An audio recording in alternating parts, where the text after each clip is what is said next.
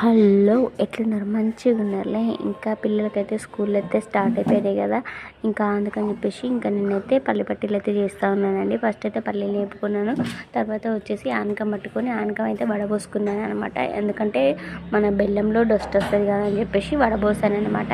తర్వాత వచ్చేసి ఇంకా వడబోసిన దాంట్లో తర్వాత మళ్ళీ వేడి చేస్తూ ఉన్నాను. ఆనకం అయితే మంచిగా దగ్గరికి రావాలి, నీళ్ళల్లో వేసుకుంటే దాన్ని మన ఒక రాయి లెక్క కావాలన్నమాట పానకం అయితే. అప్పుడు మనకు పల్లిపట్టు అనేది మనకు గట్టిగా వస్తుంది, పండ్ల కత్తుక్కోకుండా నీట్గా వస్తుంది అనమాట. ఇంకా అక్కడైతే నాకు ఆనకం అయితే వచ్చేసిందండి. ఆనకం వచ్చేసాక ఇంకా నేనైతే ఇంకా అందులో పల్లీలు పోసి తర్వాత అవి మంచిగా కలిపెట్టానండి. కలిపెట్టే ఒక ప్లేట్కి అయితే ఆయిల్ పోసేసి అందులో పల్లీలు అది పోసేసి పట్టి పోసేసిన. ఇంకా తర్వాత ఒక బౌల్కి ఆయిల్ రాసేసి మంచిగా రాసిన.